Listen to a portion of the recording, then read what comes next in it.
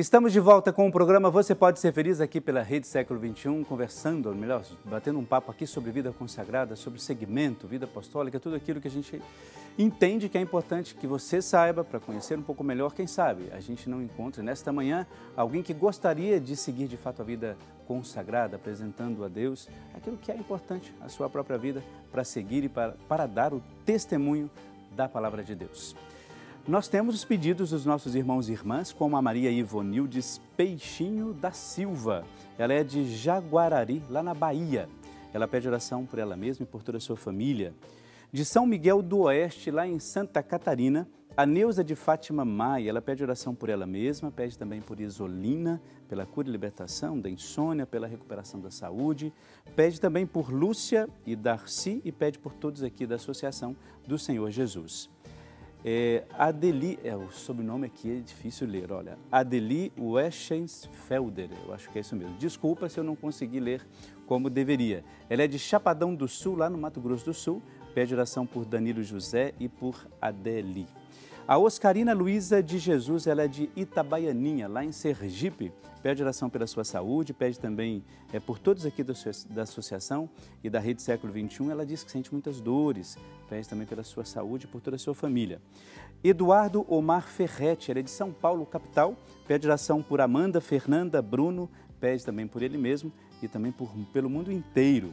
A Irides Massocato, ela é de Lucas do Rio Verde, lá no Mato Grosso. Pede oração por ela mesma, por toda a sua família, pede por proteção, pede também por todos, diz assim, pela sua plantação, pela prosperidade em suas colheitas e pede por todos aqueles que vivem da lavoura. Claro, vamos apresentar aqui os seus pedidos de oração, por que não?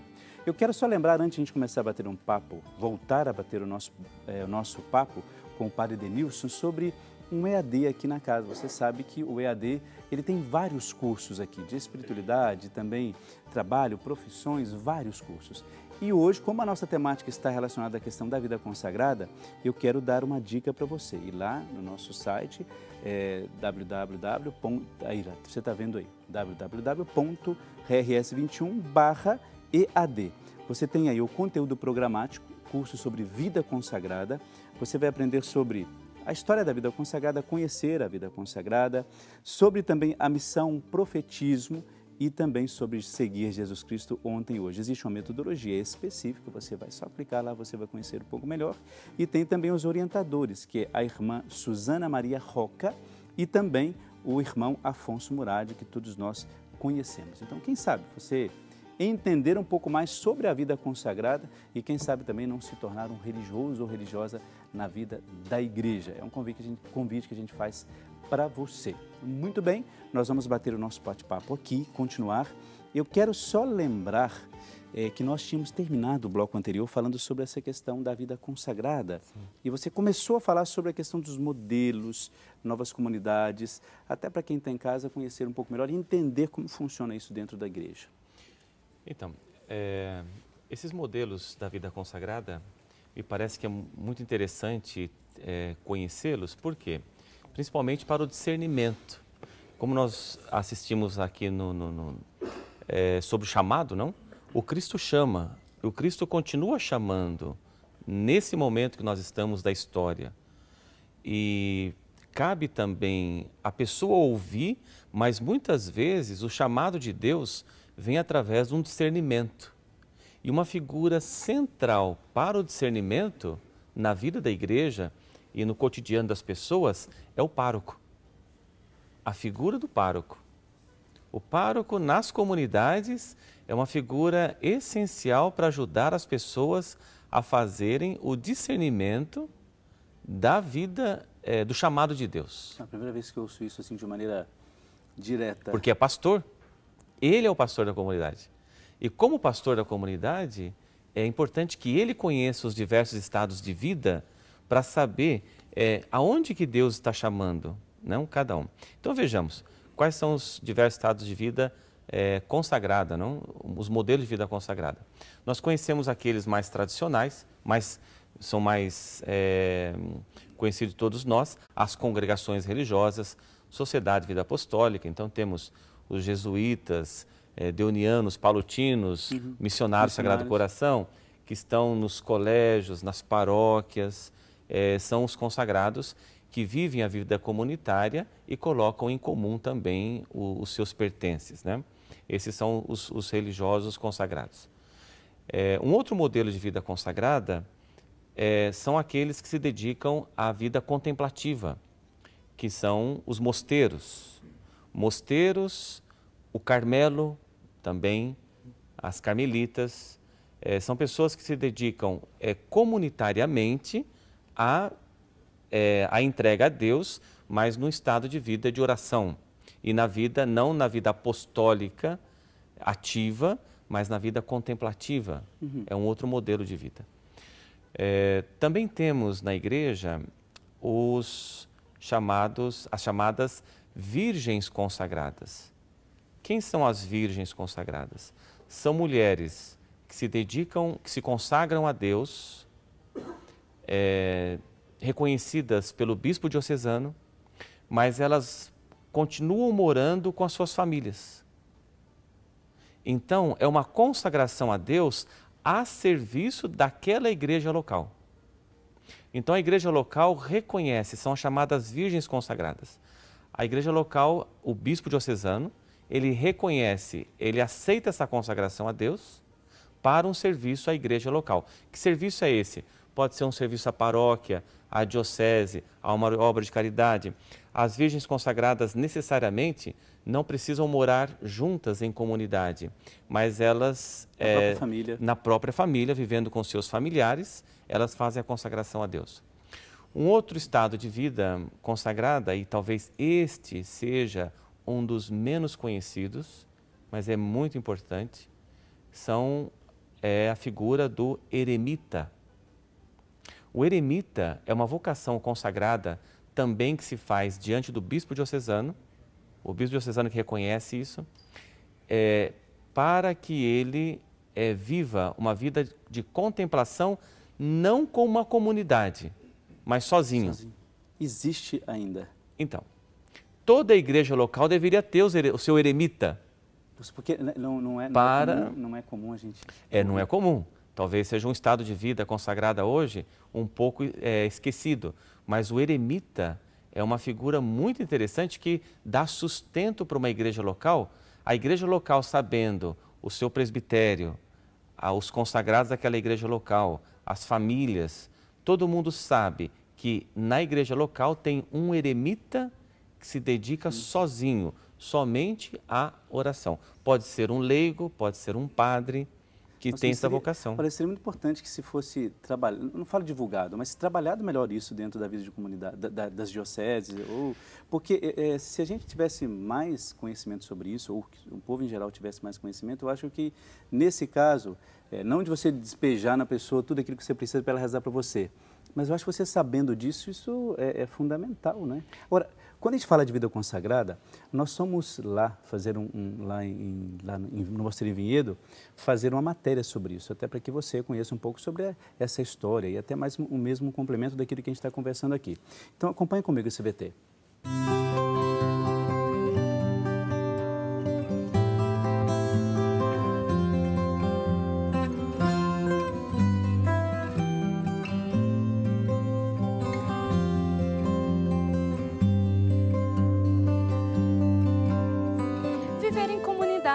Cultivar a oração, seguir a Jesus. Essas são algumas ações daqueles que consagram suas vidas a Deus. Para entender um pouco mais sobre essa vocação, vamos conhecer a beleza da vida religiosa.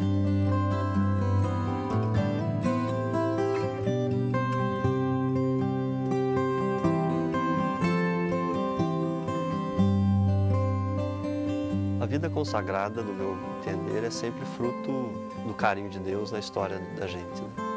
Dentro da vida consagrada, nós temos diversos tipos diferentes de responder ao chamado de Jesus, né?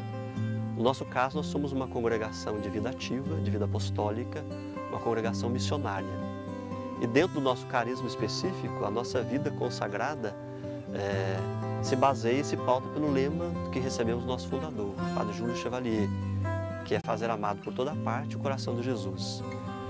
Então, esse lema nos impulsiona a assumir os trabalhos que Deus coloca diante de nós, que são os mais variados possíveis.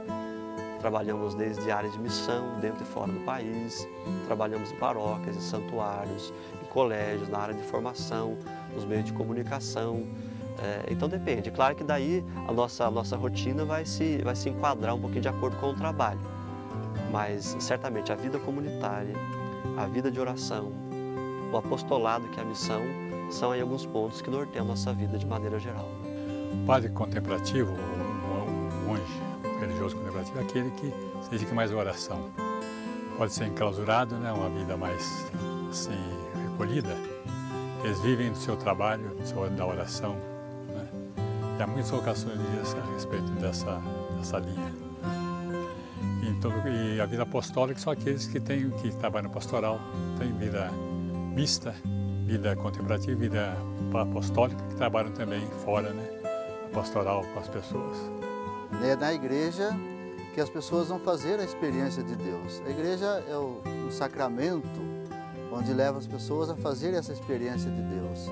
E o consagrado, ele está ali como um sinal de Deus no meio da sociedade. E a função justamente é de ajudar a sociedade a se encontrar com Deus e ajudar as pessoas a redescobrirem a beleza de Deus que está dentro de si. No atual contexto que nós vivemos de mundo, é como sempre trazer à tona aquilo que passa despercebido, como as ondas de rádio precisam ser captadas. Então a expressão do carisma, desse modo particular de expressar, né, o Evangelho, fazendo que as pessoas percebam, se deem conta. Então a vivência do carisma como religioso, eu acredito que pode sempre possibilitar as pessoas fazerem uma experiência nova, né? Descobrir sempre uma faceta, né? Algo novo da pessoa de Jesus Cristo. E isso nós só podemos fazer com a nossa própria vida. Vocação é um chamado, é uma voz lá no fundo do nosso coração, em que a gente começa a perceber e a ouvir que Deus está nos chamando. Deus está nos chamando para um jeito de viver e um jeito de servir. Ser padre está totalmente a serviço do outro, serviço. Na misericórdia, dos mais simples, dos mais pobres, pequenos, cuidos do reino de Deus. Cuidar, é zelar, é curar, é aproximar-se, é abraçar a humanidade dos outros. Acolher-se em primeiro lugar como pessoa, como ser humano, criado por Deus, pois assim fomos criados, e abraçar a humanidade que Deus nos concede. Não fiz nada para merecer isso, que é um amor anterior, como fala São João, né? Foi Ele que nos amou primeiro. Que a misericórdia dele se derrama sobre mim todos os dias e que eu sou chamado, como consagrado, a ser testemunha desse mesmo amor. E desde criança fui envolvido na igreja, no grupo de jovens, e a partir disso, então, eu senti esse chamado. Senti que eu deveria estar mais livre à disposição do reino de Deus, à disposição da igreja. E foi numa congregação, na congregação dos missionários lá do coração, que eu encontrei um jeito de ser religioso a serviço dos irmãos. Eu fui batizado por um padre também, meu padrinho, o padre Savaia, um padre muito assim jovem e muito assim, uma vida fascinante, né? Atrai muitas crianças, né? E aí, depois, cruzada eucarística, catequese, a vida toda, então, depois as coisas acontecem por si, né? Eu diria que é fruto de uma pergunta, digamos, uma inspiração de alguém muito inspirada por Deus, que faz uma pergunta a uma criança, a minha catequista no caso, e que depois me possibilitou ir crescendo, me desenvolvendo como pessoa, e essa pergunta sempre ao lado. Um amadurecimento de uma pergunta, mas profundamente marcada pela presença de Deus. Como escutar a voz de Deus? Essa é uma busca e é uma pergunta que a gente faz todos os dias. Acho que a primeira coisa é ter um coração sensível, de uma sensibilidade que capta o sinal de Deus, que é descomplicado, que é simples, que vem a nós todos os dias, que fala pela palavra, pelos sacramentos, mas que fala pela vida muito concreta. Pelos momentos de alegria, pelos momentos de tristeza, pelos desafios, pelas esperanças. Acho que é ouvindo com amor e acolhendo com carinho tudo aquilo que Ele nos fala, tudo aquilo que Ele nos diz, né? Acho que essa experiência é uma busca de todos os dias, que é misteriosa, mas que ao mesmo tempo que é simples. Ser padre é ser feliz. Ser padre é ter esperança. Ser padre é assumir com coragem os desafios que Deus coloca. E ser padre é ter fé, confiar que a gente não caminha sozinho. Ser padre, primeiro é ser feliz, porque a gente está à disposição do reino, com liberdade, e sabe que a graça de Deus nos acompanha. Depois, ser padre é estar bastante livre a serviço dos irmãos.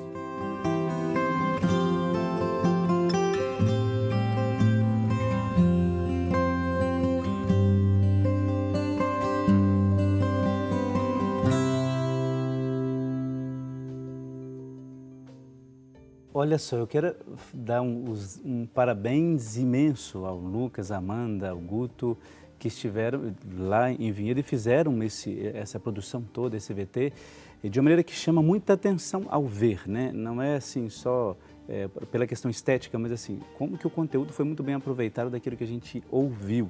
Então, parabéns, viu? Parabéns a todos que produziram. É bonito isso, né? Bonito. Alguém falar do segmento é bonito demais. O testemunho convence mais do que as palavras, não?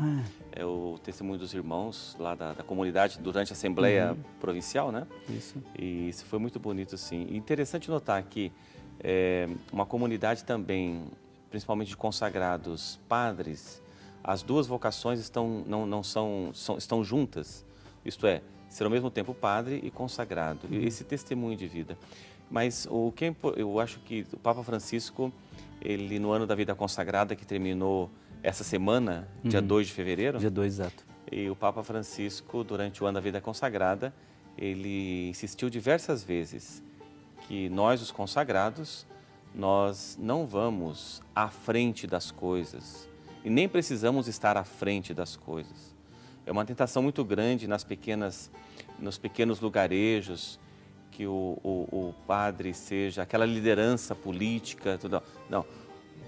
O consagrado, ele não vai à frente, diz o Papa Francisco, mas o consagrado, ele vai atrás, recolhendo aqueles que se perderam, aqueles que não acompanham o povo de Deus, aqueles que não acompanham a sociedade, que são justamente os que vivem à margem da sociedade. Bonito isso, né? O Papa Francisco, nesse ponto, sentido, ele tem dado dando um show mesmo de reflexão, muito, né? Eu acho que provocado a todos nós, né? Principalmente nós, né? Nós religiosos, nós de vida apostólica, uma provocação, acho que muito pertinente. Muito bem, nós vamos para um brevíssimo intervalo, daqui a pouco a gente já volta, um instantezinho só, até daqui a pouco.